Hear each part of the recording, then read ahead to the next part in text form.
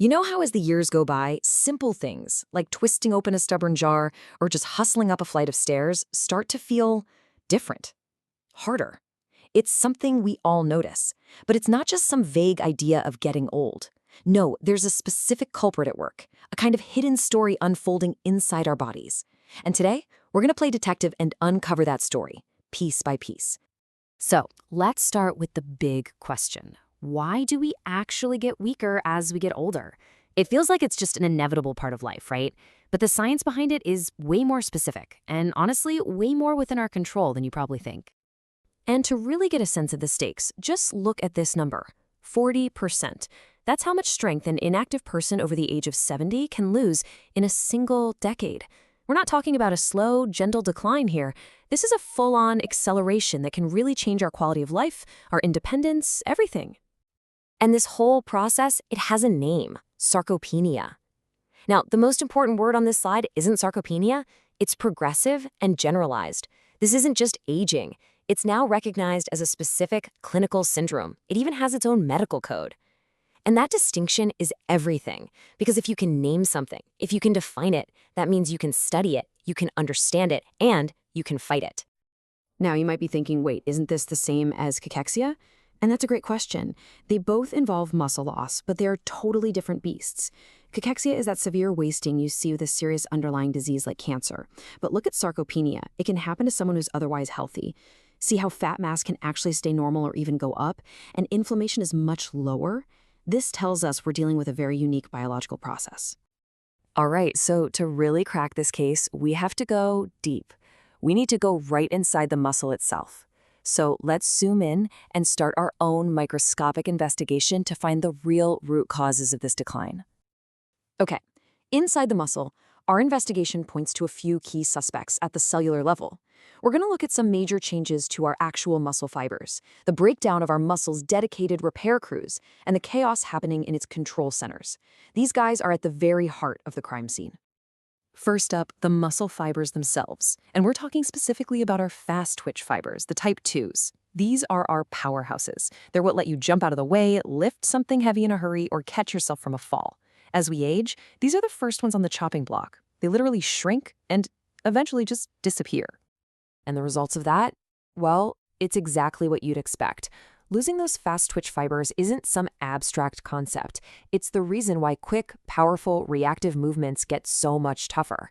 Your muscles' workforce fundamentally changes, becoming dominated by the slower, endurance-type fibers.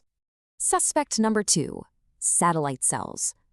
The best way to think about these is as the muscle's 24/7 on-call repair crew. Anytime there's damage from exercise or just daily life, they're supposed to swoop in and fix things up.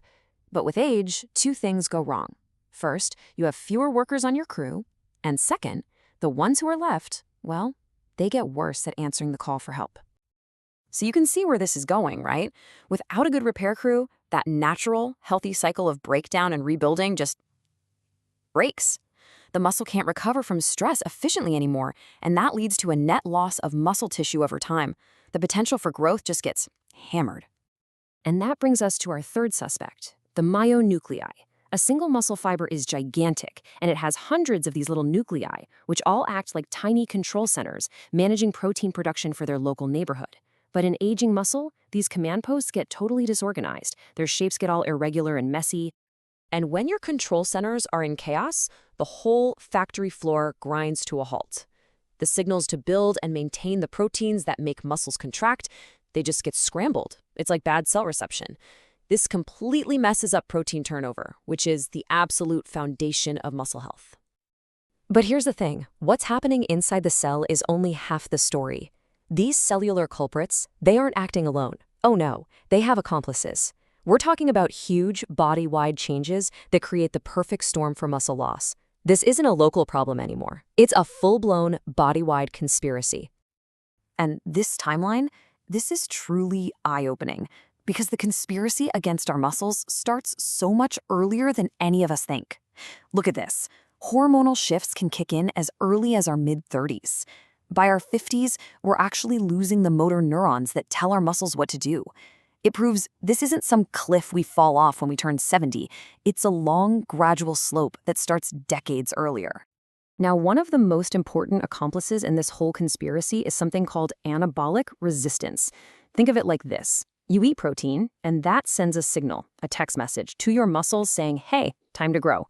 But as we age, our muscles kind of become hard of hearing. They don't hear that message as clearly. So what happens? You need to send a much louder message, more protein, a stronger stimulus from exercise, just to get the same muscle building effect you got when you were younger. So to put all the accomplices in a lineup, this is what we're up against. We've got hormones that build muscle fading away. We've got the actual nerves that plug into the muscle dying off, leaving muscle fibers disconnected. We've got this constant low-grade hum of inflammation, they call it inflammaging, that's actively breaking muscle down. And on top of it all, our blood flow gets worse, meaning less oxygen and fewer nutrients can even get to the muscle in the first place. Okay, that was the bad news. It's a pretty compelling case against our muscles. But this explainer is not about doom and gloom, because now that we've identified the culprits and all their accomplices, we can launch our own evidence-based counterattack. It's time to talk about the solution. And here it is. If you remember one thing from all of this, let it be this. The single most powerful weapon we have in this fight is resistance training. And why? Because of this incredible quality of our muscles called plasticity. It's their amazing built-in ability to adapt and change based on what we ask them to do. And the best part? They never, ever lose that ability. Not at 40, not at 60, not at 90. And if you need proof, just look at this. This is from a real study. They took a group of 90-year-olds, put them on a high-intensity strength training program, and the results, they're just staggering. 175% increase in strength, a 15% increase in the actual size of their thigh muscles. This proves beyond any doubt it is never, ever too late to build back. But resistance training, as powerful as it is the star player on a team. To really win, you need the whole team on the field. Resistance training, lifting weights, using bands, whatever, has the biggest impact for sure, but it needs support. Proper nutrition, especially getting enough protein to give the muscle its building blocks, is absolutely non-negotiable. And endurance exercise, like walking or cycling, improves the entire support system, the blood flow, the metabolism that the muscle relies on. And if we look to the horizon, science is working on even more tools for the toolkit. Researchers are developing these really clever drugs called SARMs. Basically, they're designed to be like a smart key that only unlocks the growth signal on our muscle cells without affecting other parts of the body like traditional hormone therapies can. It's a really promising frontier, especially for those who need the most help. So all of this brings us to a new way of thinking about the future of our muscles. What we've learned today lets us completely redefine what strength in aging has to look like. It's not a story of inevitable decline anymore.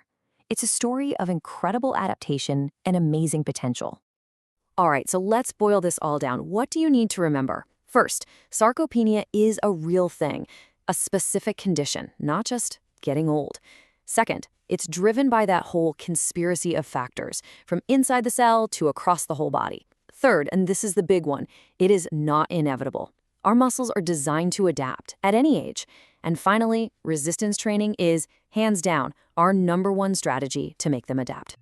So I want to leave you with this one final thought. With everything we know now, the question isn't if we can fight back against muscle loss. The question is how effectively we choose to do it. What if, by understanding this science, we could completely shift the timeline of aging? Seriously, what if we could make 80 the new 50, at least when it comes to our muscles? The power to change that story, it's more in our hands than we ever imagined.